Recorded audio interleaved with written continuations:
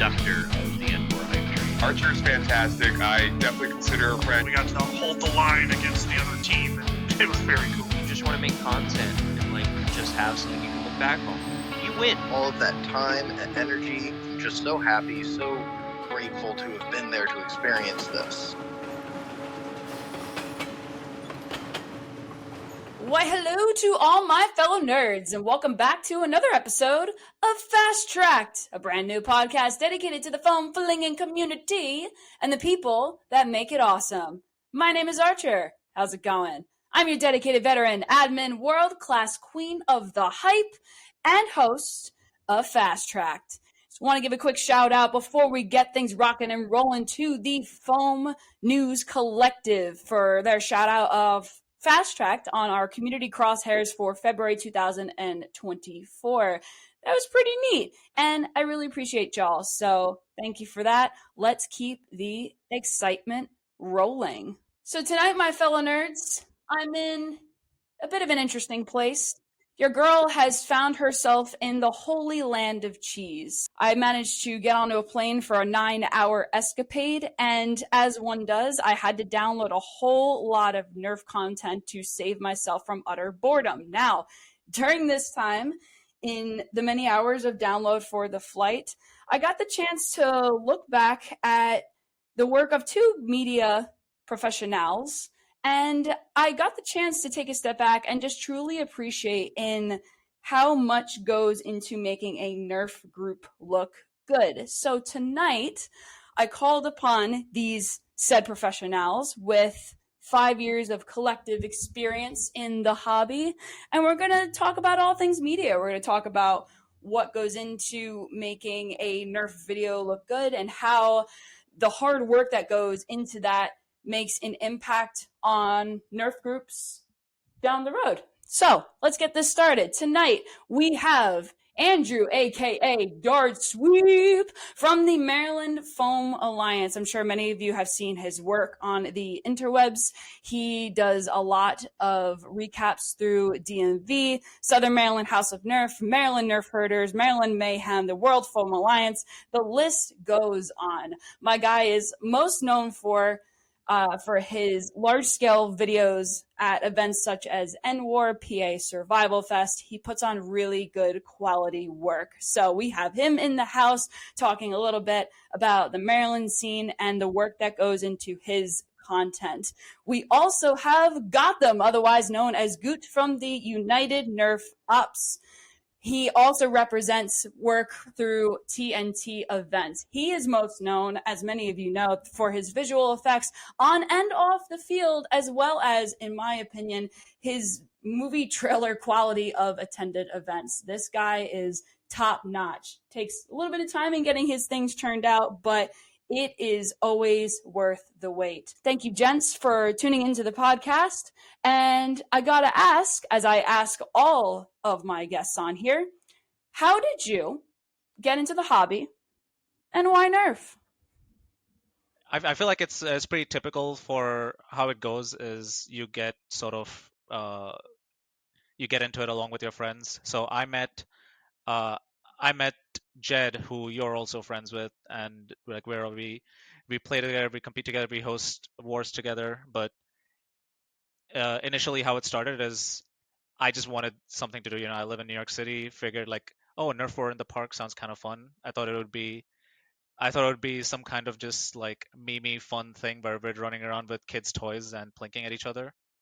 And my first war, I show up and people have these like modded, this is before brushless, but it's still like people had like modded Nemesis and Stripes and stuff, and they're hitting me from across the park, and I'm just sitting here with my dinky little stock rival blaster being like, what the hell is going on? There's not a ton of investment required. Of course, I did end up spending a lot of money on this hobby, but it is definitely way more accessible and fun, and I think like over time I started appreciating the nuances of like what sets Nerf apart from other stuff like paintball and airsoft, which is that it's like, yeah, it is more fun, it's more lighthearted. The engagement distance is a lot smaller, so it feels like you can do more like like tricky or funny stuff. You can dodge stuff, which I don't think is like very common in those other sports. So yeah, I think that's what it is. Like really, I just really love, like when I was a kid, that my favorite thing to do was to like pick up like a toy gun and go around playing cops and robbers or whatever. So I feel like I'm just like reconnecting to that part of uh, my personality, and over time, Nerf sort of became uh, like the focus for all of that. I feel like every Gotham photo drop is an event in itself. We're just waiting for the release date. I got into the hobby during the pandemic. I was looking for something to do. Was shopping at Target one day. Ended up with a rival semi-auto blaster. Took it home, started plinking, set up some targets, and I was like, "Oh man, this is way more fun than it has any right to be." Hopped on Facebook and looked to see if there were any groups that like got together and actually had actual blaster battles. And sure enough, I found a couple that were relatively local to my area in Maryland, the Maryland Nerf Herders and Southern Maryland House of Nerf. The things that really attracted me was the inclusiveness of the people that were at the event. I remember Boomstick Mods is the one that runs Maryland Nerf Herders, and he was so friendly when I went to introduce myself. And I was like, "Oh man, I'm not used to this." And he's like, "Oh, welcome, welcome, welcome."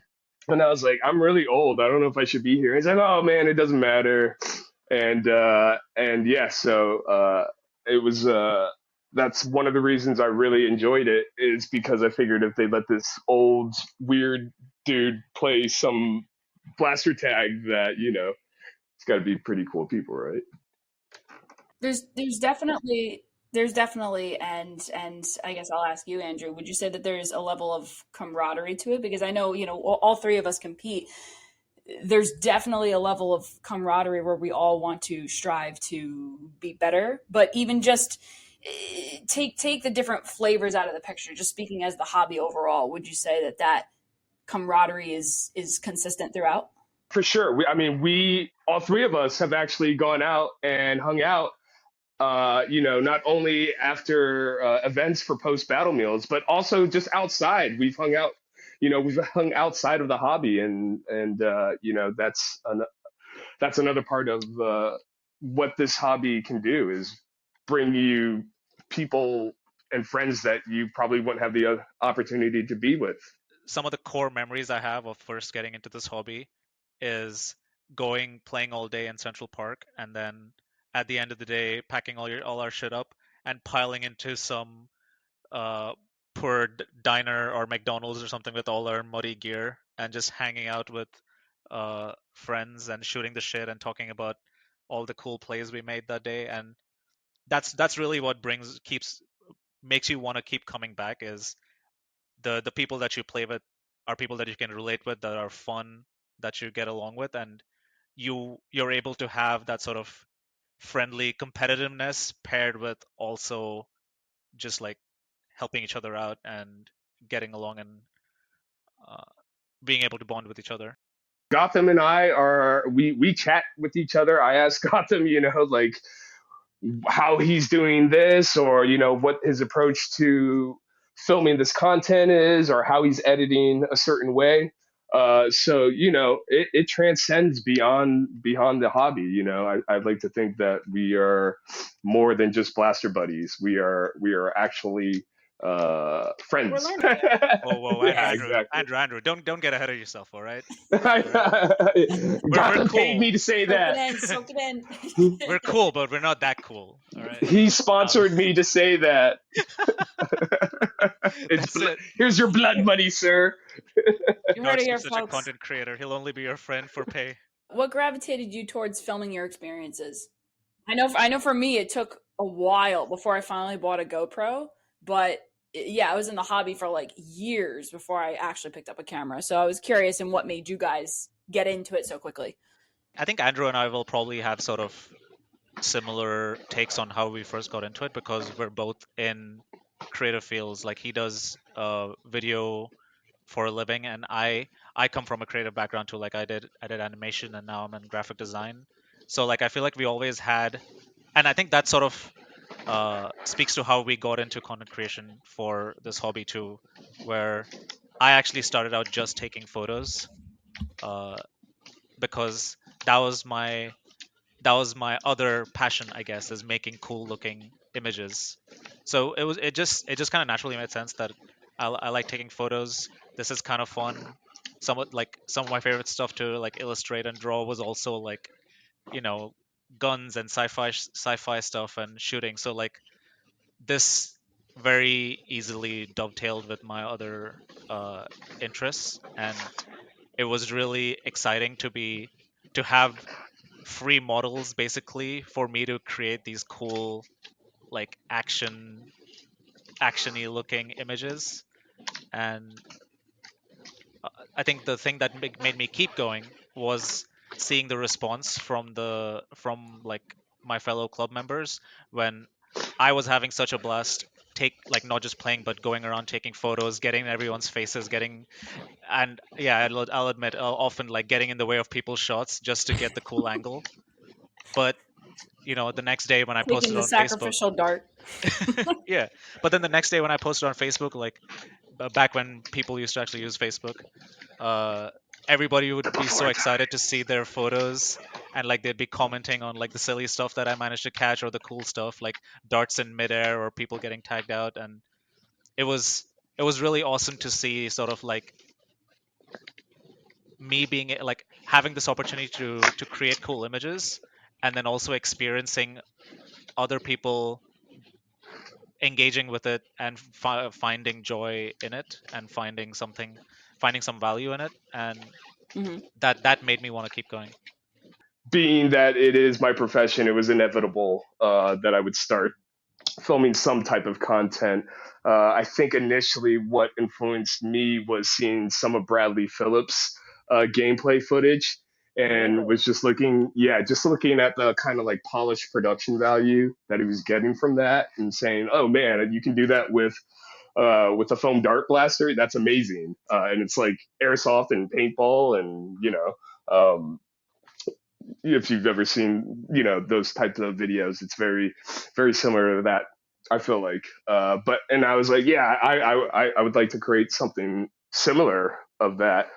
Of course, once you actually try to do it, you'll quickly find out it's not as simple as just strapping on a GoPro or getting a scope cam and putting it in the editing system and making a video. I mean, that's the theory and all, but when you're actually doing it, you realize, oh, okay, so he's actually adjusting his play style. So he's not like running around from cover to cover. He's basically, in position and getting these tags, and it looks amazing. And he's overlaying a scope image, and he's putting a lot of work into it.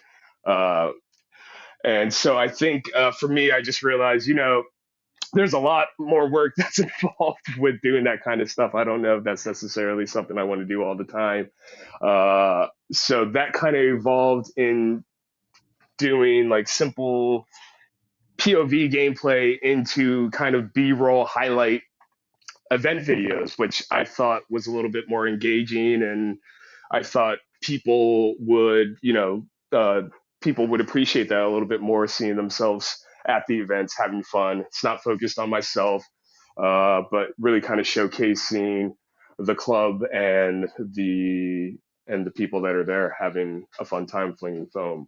My first interaction with taking videos was, oh, let me just record a game and post it. That should be fun, right? And yeah, it wasn't. I found it really boring to watch what I recorded. I tried out the scope cam once, and oh my god, it was so bad. It takes a lot of skill, right? You got to know what you're doing, get the right lens for it, and you got to do the post production work on it and Just stabilize it. how There's a shaky the lot of footage was unbelievable. And I think I tried it like for 2 games and I realized, okay, I'm never doing this again. This is not what I want to spend my time doing. it's beyond my skill level. Yeah. I Is it think you bad that I don't? No, is it bad that I don't know what a scope camera even looks like? Because I think Boomstick had one, and I was just like, that looks cool. I think I don't. It was I feel it was like that probably looks mine that I sold them after I retired it. It's how would you describe it, Gotham? I mean, It's it's like a worse GoPro, but it's not wide angle. It's more zoomed in, so you can put it on your blaster. And it's the idea is that it's a close up of where you're shooting at. what gear has helped you get comfortable with your growth in the hobby? a gear in terms of like blaster gear. Cameras, Oh, things to document the thing. Cameras, rigs. My first time taking doing media at a Nerf event was with possibly the worst piece of gear ever. It was one of those Instax instant film development cameras, like a Polaroid. I don't know. that's so awesome. I was on my vintage hipster kick at the time, I guess. But I That's tried, gangster. yeah, like I was playing in the fucking 80s or something. But no, those were clearly like they didn't do the job.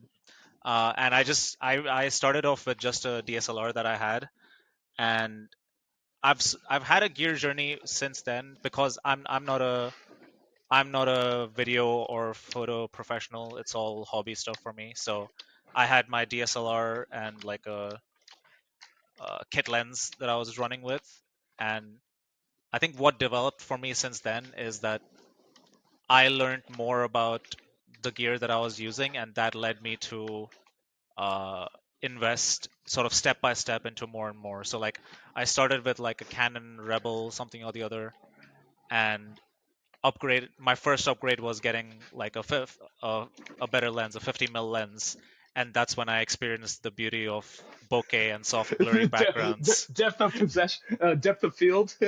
Yeah, that was like new technology, and I think everybody else that in the club who I was taking photos of, they were also blown away. Like, whoa, I can look that good? Holy shit! These look professional. Yeah, right. Just blur the background, and it's a professional job. Which is funny because you can just set your phone to portrait mode now, and anyone can be a professional, I guess. Yeah, exactly. And from there, I decided to upgrade to a mirrorless camera because I found that the stuff that I had before the DSLR, I couldn't do video with it, and I kind of was interested in going in that direction, and also the fact that a mirrorless camera was kind of like the new hotness at the time, and it's a small and compact, not as bulky as a DSLR.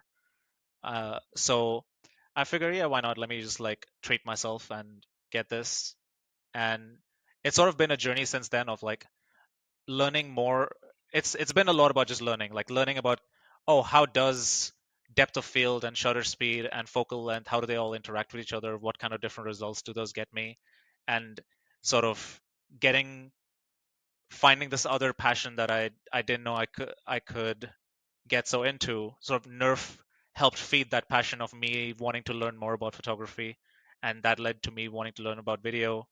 And so like once I got into video, I was like, oh, all my video is super shaky. Let me try out a gimbal. And so I got like a cheap gimbal and started doing videos with that. And then I was like, oh, my audio kind of sucks. Let me buy a mic. And putting that on there and starting to realize, oh, now I can like interact with people and talk to people and like record field audio, and then posting those first few videos and realizing, wait, these still look kind of ass. Well, why did they not look as good as I expected? And it's kind of been a journey since then of just trying to figure out how to make this look better, and that's been a big sort of uh, The journey of constant refinement. This looks great. Here, here, here, here, here, here. and that process has to be enjoyable, right? I think that's what I was trying to say, is that like I really enjoyed that feeling of not only am I getting to indulge in this fun side thing of playing Nerf on the weekends, but it's also helping me learn more about this craft that is also like kind of relevant to me professionally too. So it it worked out to be a sort of like, this is helping me develop myself not just for the sake of the hobby, but like as a creative in general? The first video I did was extremely cringe. But as far as my gear evolution goes, it hasn't been quite as dramatic as Gotham. Uh, it hasn't been quite as dramatic as Gotham's journey because I do videography as a profession. So I already had a lot of the equipment that I end up using to film events. When I first started, it started off with a head-mounted GoPro, and then I have a drone, so I thought getting some aerial shots of these large fields with cover would be extremely cool shots to have and integrate into some of the videos. And then I was then I also have a mirrorless A7S II at the time I was using, which uses those lenses that give you that great depth of field that Gotham was talking about, uh, and mixing that in with some pocket, uh, and mixing that in with Osmo Pocket footage, and that is a tiny handheld gimbal camera all-in-one system, which is fantastic for grabbing Steadicam B-roll shots on the field. Yeah, my journey has kind of just been kind of upgrading the equipment that I've been using, and kind of what Gotham was saying, learning. But for me, my learning has really been on my style and approach to filming events and getting shots, and a lot of that has to do with Gotham. Actually, Oh, is yeah, if you've seen Gotham's videos, my approach has always been to kind of like showcase the blaster, showcase the person using it, which is fantastic and makes great for a highlight video, but it's not as engaging as, say, when Gotham is filming a competitive match and following a player and kind of telling the story through shots. And then you kind of see how it's edited and pieced together. And I'm thinking, well, I don't get those kind of shots. How do I get those kind of shots? And just kind of studying what's going on. I've learned a lot from what Gotham's doing these days. If you haven't seen Gotham stuff, it's not an exaggeration when it is like movie trailer quality. So I appreciate it. I don't necessarily agree with that, but I will say that like that has always kind of been uh my sort of the thing that I'm chasing when I'm making photos or videos is I want it to look cinematic. I want it to look kind of epic and cool. And so, like Andrew was saying, he did a lot of blaster highlights and player highlights and stuff like that. And I actually want to say that like I didn't really focus that much on story and narrative before. Uh, I just wanted to make cool looking shots. Like that was my only goal. I wanted to look cool. And then once I started making videos, I was like, all right, let me find some cool music, and I want this to feel hype as hell. And it was really fun to make too. But I found that like it actually wasn't uh, super engaging to just make those kind of highlights. And I learned from watching Andrew's videos, because when Andrew made videos, especially for events that he attended, for Uno events that he attended, that I was also recording at, it was really cool to see sort of the difference in how we approached it. For one, his videos would come out like a week or two later, and mine would come out 6 months later. But besides that, besides listen, if that, it the happens, it happens. So Maryland gotta get strikes it out. back. Maryland strikes back again. 1 year later. You're right. That's funny. But like what I Um, learned from your what I not I, what I got from your videos is seeing how you sort of made more of a story out of the event, whereas my videos, I was way more focused on like this needs to look like a cool action set piece. You right. were like you're trying to you would talk to people, you would highlight the players, you would sort of you would do voiceover. I was very averse to voiceover. I don't have my voice in any of the videos, except for like recently I've been doing it a bit more. But like you would like give people a rundown of like, oh, I'm at this event on this day playing with these guys.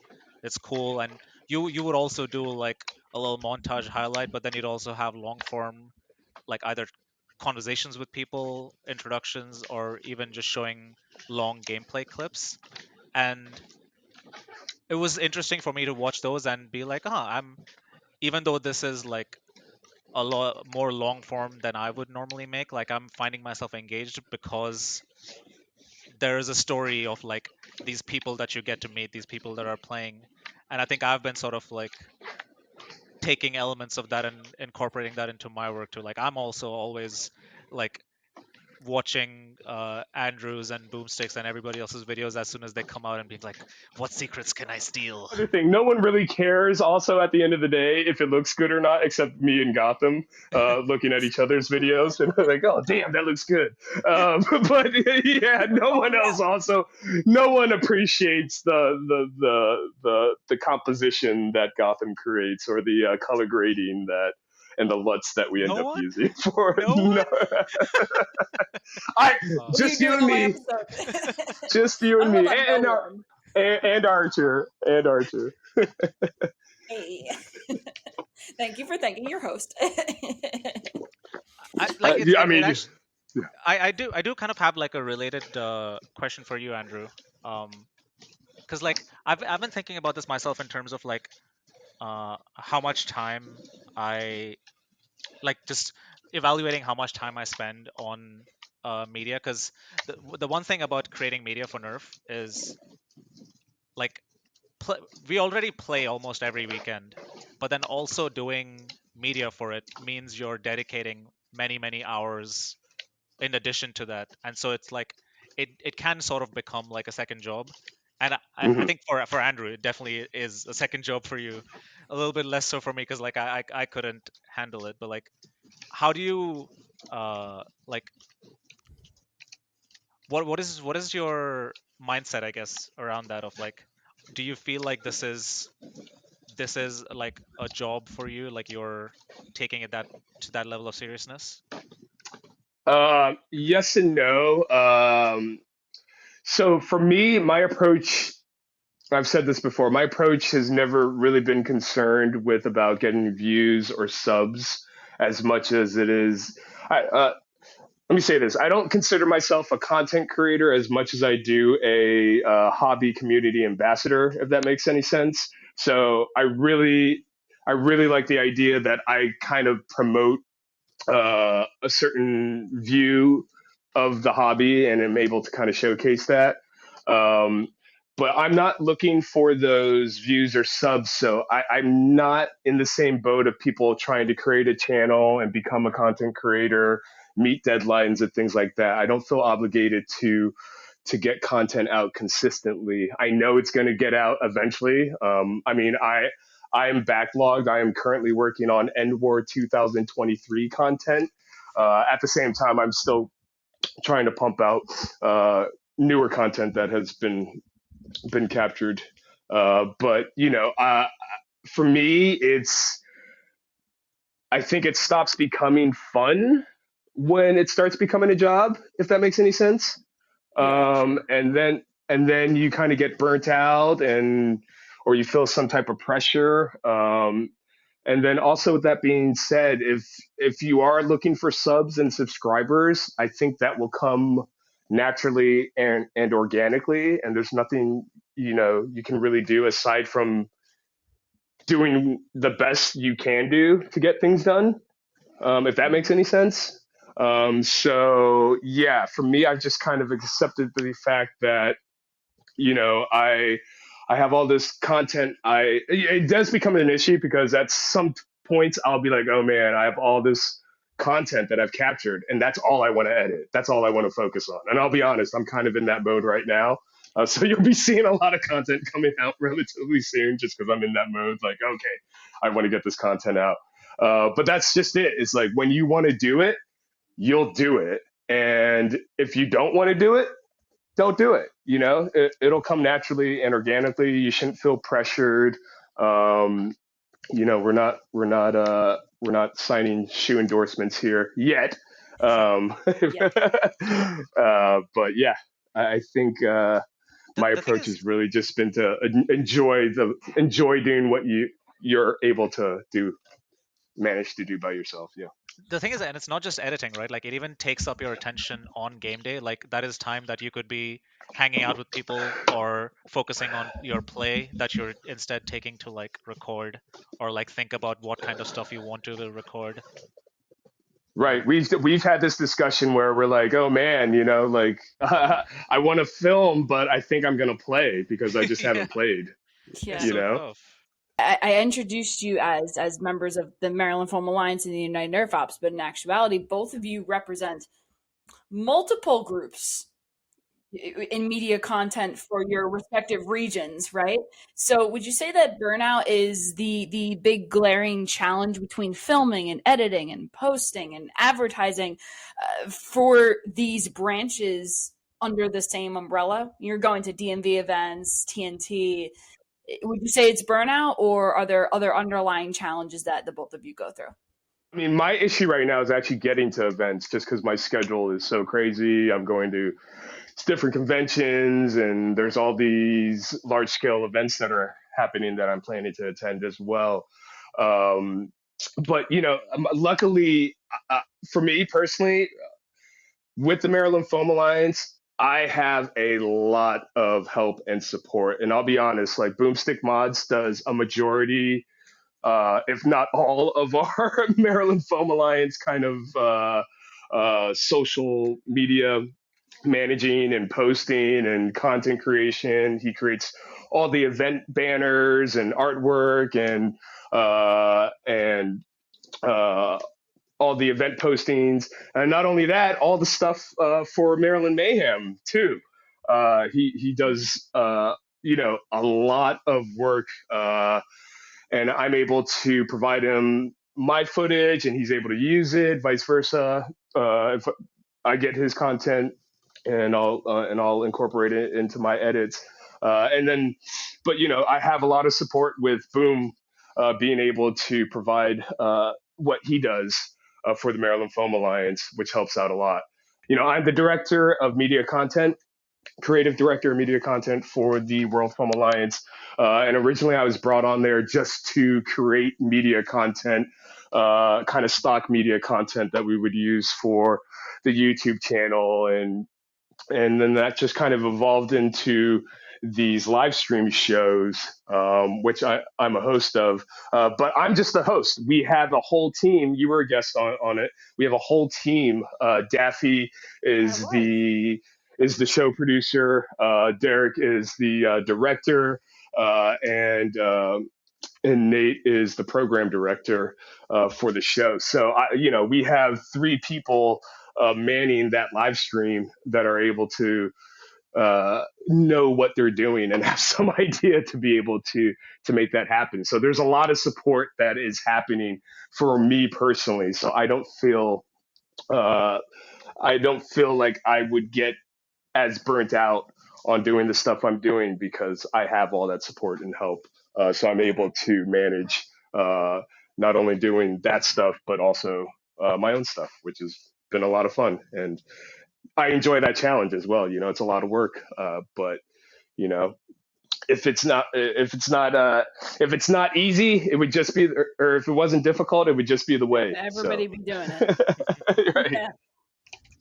I've definitely dealt with burnout, and I think it comes down to um like what kind of the kind of goals that you set for yourself, I guess, and how realistic, or even how realistic those are. Because like it's funny that like I don't have my own personal channel. I put my content under United Nerf Ops, so like I'm acting as the anonymous sort of entity that is United Nerf Ops online, and then Mhm. that kind of ended up like leading into my collaboration with TNT events as well, where like I'm like the main media guy there. So, and since we're trying to promote TNT events, it makes sense for me to uh, publish my stuff under that banner as well. But I think the where burnout maybe comes into play is sort of me reckoning with, is this what I want to do? Like, do I want to be a promoter? Because I'm not sure that I necessarily want to be a promoter, even though that is the position that I'm kind of in. Like, I think for Andrew, that's like, it's something he really enjoys, is being the ambassador, and like not just the technical aspects of it, but also like the overarching sort of social environment around it too. And I think for me, I've maybe tended towards more of the technical side, like caring more about the uh like my craft more than, like, not that I do want to promote the club as well, but Mm-hmm. I'm only making stuff that is fun for me. And that's kind of always been our philosophy when it comes to like contributing stuff to the club either. Anyways, like, it shouldn't feel like work. It should feel like fun, and that's what makes you keep doing it. And I think whenever I've experienced burnout, I've sort of had to think about that and be like, okay, why am I burning out? Like, why do I feel obligated to make these posts? Or am I setting a really high standard for myself that I don't need to? And or am I making the kind of content that I like watching from other people, but I don't like making, and forcing myself to make that kind of content is what's burning me out. The way I used to make APOC videos was just, it was so unhealthy, where 3 weeks before the event, I'll start editing, and then I'll get through that hard part of like, oh, I don't know what the fuck I'm doing, into, oh, I think I kind of know what the fuck I'm doing. And then it's like The night before weeks, the new event. it's just weeks of staying up till 3 a.m., 4 a.m., and then going to work the next day and only thinking about this stuff. And then as soon as I'm done with work, being excited to like get back into this video. And like, it feels cool. It feels like a rush of like, you're just being bombarded by inspiration and we're like creating this cool stuff. But then at the end of it, you're exhausted, you're tired. If people don't immediately love what you made, you're just this tired wreck being like, why don't they Yep. like it? And being like, I hate the world, nobody appreciates me. But then like And then the beat starts all over again the next year. so I think I've been trying to find a more sustainable way of doing it, of like uh just I put out maybe like 4 videos last year, but I'm okay with that, because I realized like what's fun for me is recording, is like thinking about the kind of shots that I'm filming, or getting to get it, like learning intricacies of the software, of like, how do I color grade, or what kind of color profile do I use that lets me color grade, how do I figure out audio. So it's like figuring all that stuff out is already enough work, that I realized that like, oh, this is kind of enough for me right now. I don't need to worry about also thinking, how do I increase the membership of my club? How do I get as many views as possible? Like Andrew said, all of that stuff will come. Just like focus on the problem that you have the energy and bandwidth and interest to focus on. I feel that, to the credit of both of you, and I feel that for the both of you, especially as the hobby is growing as exponentially fast as it is, there's so many eyes watching the content that you two in particular put out, that it's really important to Gotham, as you just said, to take a step back and take that time to look out for yourself and being like, am I having fun? Am I, you know, am I enjoying myself, and do I want to be pursuing this content because I want to, as opposed to this is what everyone is expecting of me.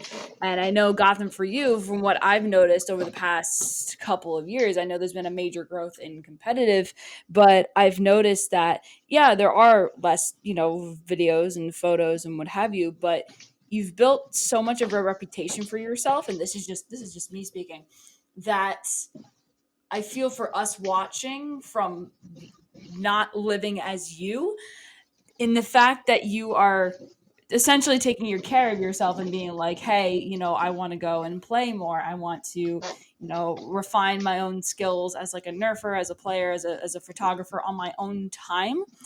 That for the rest of us are kind of like, thank God he's taking that time for himself to enjoy himself, because if you don't get the chance to play,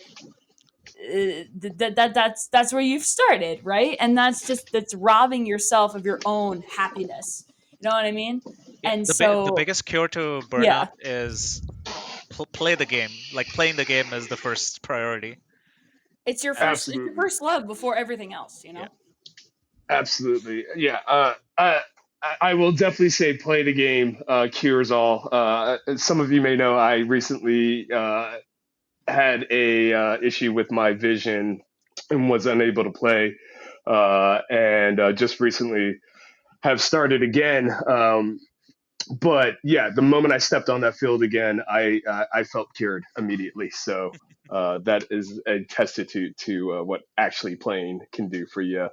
How would you say your content has made an impact? How do you feel that your content has influenced recruitment of folks who otherwise wouldn't have pursued our hobby, much less known that it even existed?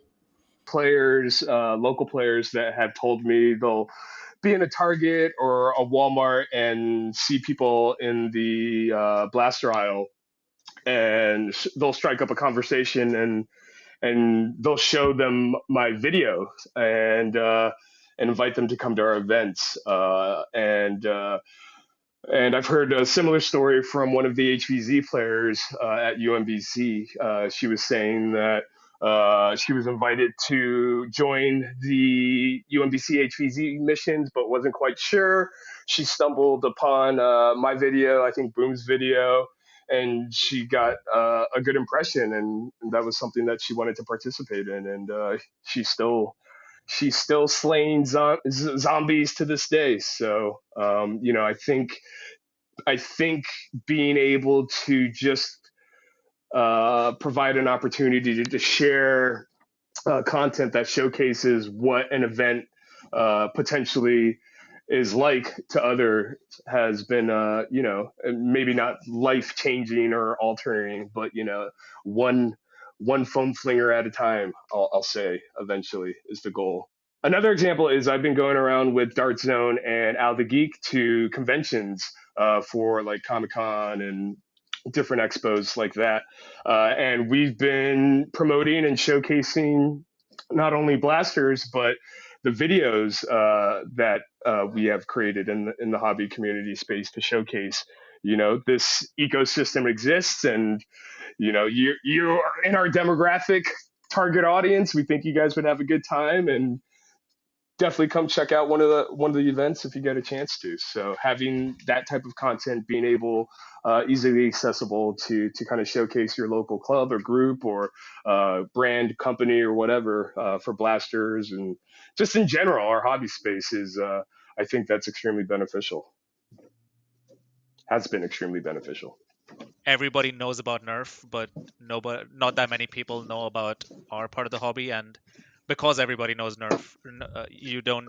It can be hard to like convey what we do that's different and why it's so much more fun for us. So like, especially online, being discovered online, it feels very like futile. Not futile, but like it's just a matter of chance that people might find us, because there's just so much other Nerf content out there that has way more views and that's like geared towards kids or whatever, that like gets a lot of attention.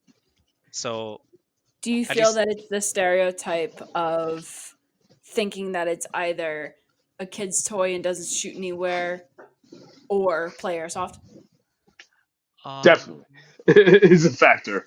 uh, I think that's there, but I don't think like that's actually like it's such a. I will say the first step is just even like finding out that we exist can be a little challenging for people, uh just because like the algorithm will decide whether to show you to people or not. How I've reframed it for myself is making stuff that people who are already people who already know about us, who are already in the hobby, people who are in the club, giving them stuff to enjoy and talk about and share with their friends and show to other people in the community, and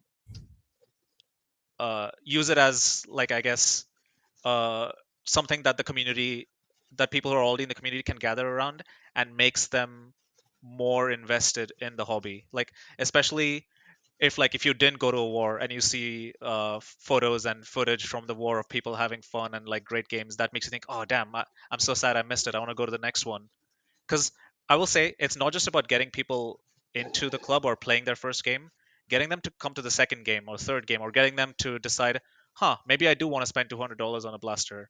Those are also like pretty big steps that like a lot of people will maybe fall out of the hobby before then, or they'll only last a couple months or something as a fad.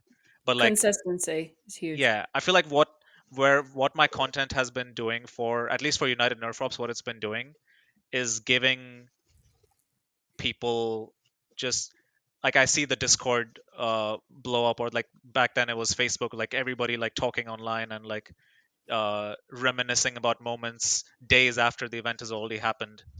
And that itself, that kind of activity can lead to, no, new players can kind of organically come from that, from like people wanting to now share that with their friends of, hey, look at this cool weekend I had, you should join me next time. Like, I think having reframing what I'm making in that perspective has helped me uh, just like worry less about reaching new people, I guess, and like understanding that it's just going to happen organically. So for the two of you, because I know we were just talking about it, uh, where do you both see yourself with your content 5 years from now? 5 years, I'm hoping to still be creating content for the Maryland Foam Alliance with DMV Nerfers, Maryland Nerf Herders, and Southern Maryland House of Nerf, and just continue to improve my production, to continue to improve my production quality, and to try to showcase the fun that everyone's having at our local events, as well as showcasing, hopefully, having the opportunity to showcase highlights from the larger event, larger scale events that I'll hopefully be able to attend in the future. Um, I'm also hoping. I'm also I've also just started partnering with Dart Zone to create some content. So I'm looking forward to hopefully be doing that still in the next 5 years. Um, and If then, Derek still yeah, likes you. if the man behind the curtain still likes me. Um, but, and then also, as we were discussing live streaming, yeah, I think that's another thing.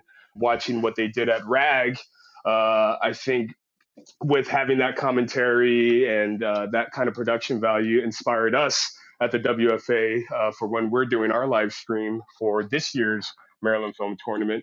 That's something we're hoping to incorporate and really try to make some of this content, like Gotham was saying, presentable and something that people are going to want to enjoy and be engaged uh, while watching. I think that's a challenge because of the nature of the sport. It's kind of hard to follow the action on the field and, follow darts and see who's getting hit. But I think with some trial and error, finding a template for what works, because let's be honest, even though it was quote unquote produced, the Nerf ball promo footage that they did, that kind of had the production value that I think we're Yeah. we're looking for, and that was a lot of fun to watch. And also another video is the Dart Tag tournament championships that they had that you can find on YouTube. They're playing in a giant inflatable bunch of kids and everything, but that was presented, I think, with some pretty good production value. And then say what you will about the National Blaster Dart League. Was that the thing that Drac and Coop and all those guys were doing?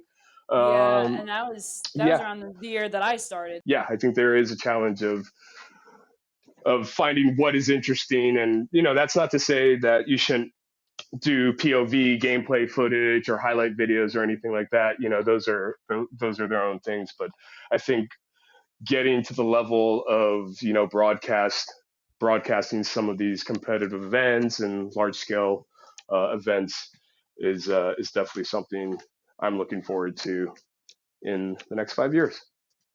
I can't even say like, will I be playing it 5 years from now? I really hope I am, but who knows where life will take us. But uh, I've been kind of going with the flow mostly when it comes to the the content I make. I think it's uh, like improvising and not setting like any kind of like not setting concrete goals has helped me be a bit more sort of going with the flow and open ended. Uh, but like as you mentioned, I've the new thing that I'm kind of dipping my foot into is live streaming. There's a whole world of possibilities when it comes to competitive because when I was doing videos of United Nerf Ops, it's just like it's cool montages, highlight videos and stuff like that. But when it comes to competitive, there's this whole world of possibility when you start to think in the realm of like broadcast sports and what kind of inspiration you can bring from there uh, into this hobby. And it's really exciting to sort of like be at such a early stage of that, where like we've only just started seeing that whole aspect develop when it like FPT live stream in 2022, which it's just all been a series of lessons. Like personally for me, like I wasn't that engaged with the Foam Pro Tour stream, so like that was kind of like a demoralizing thing for me, where I'm like, oh, is Nerf just like untelevisable?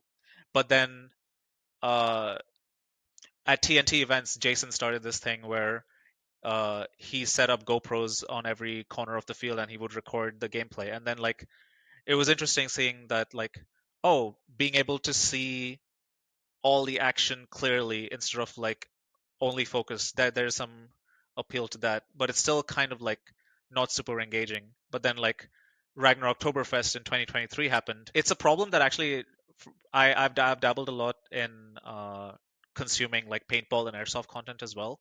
And this is sort of like a problem across all those hobbies too, is like even the people who play, they don't really watch or consume that much of the content that's made within the hobby.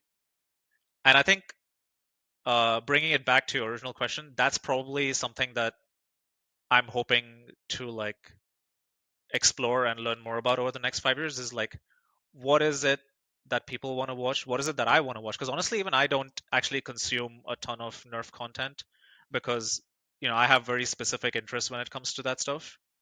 Uh, and so like I've also struggled with the question of like what can I make that will even keep me engaged and coming back to watch. And uh, something that I gained from the Ragnar Oktoberfest stream was the value of the human voice. Just like having a commentator on the stream talking about what's happening, building a narrative for you, talking about the players and their histories and the plays that are happening that you might miss because there's just a few pixels on the screen.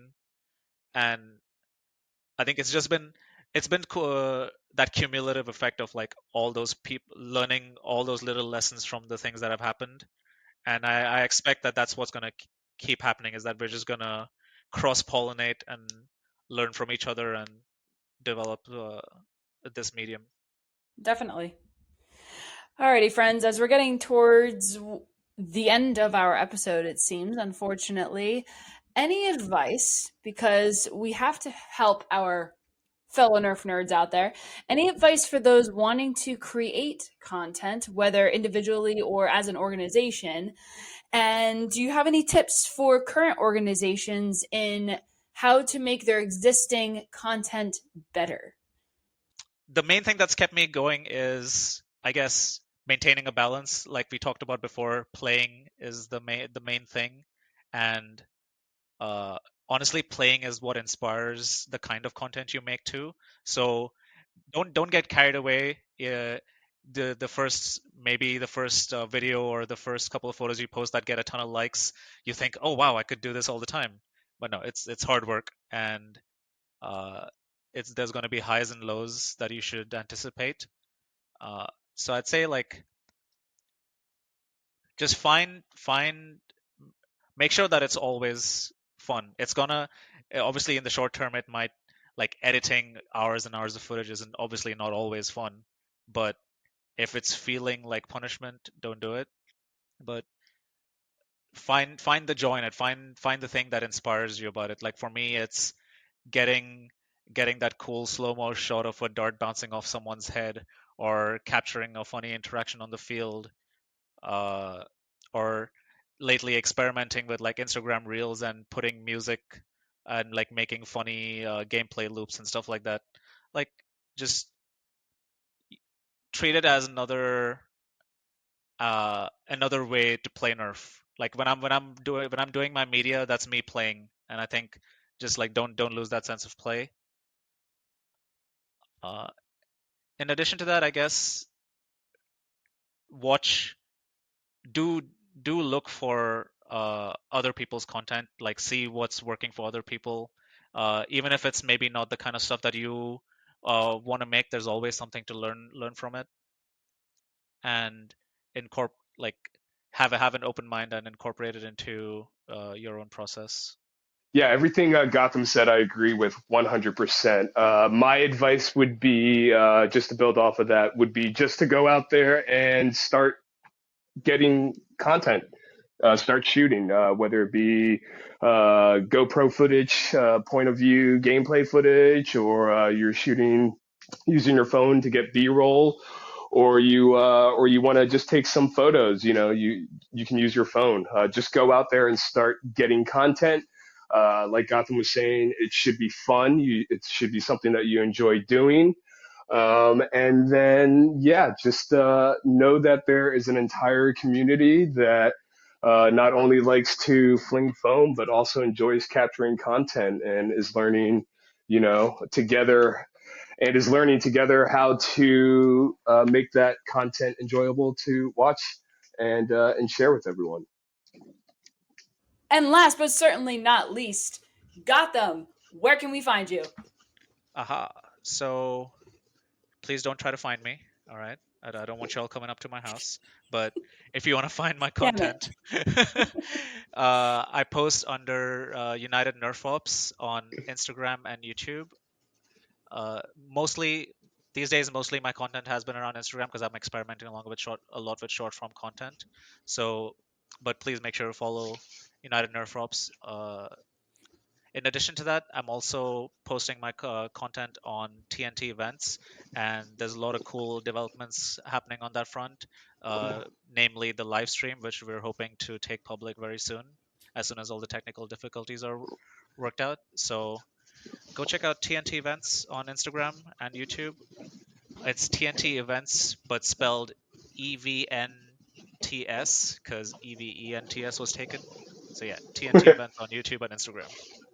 You can find me on a bunch of Facebook.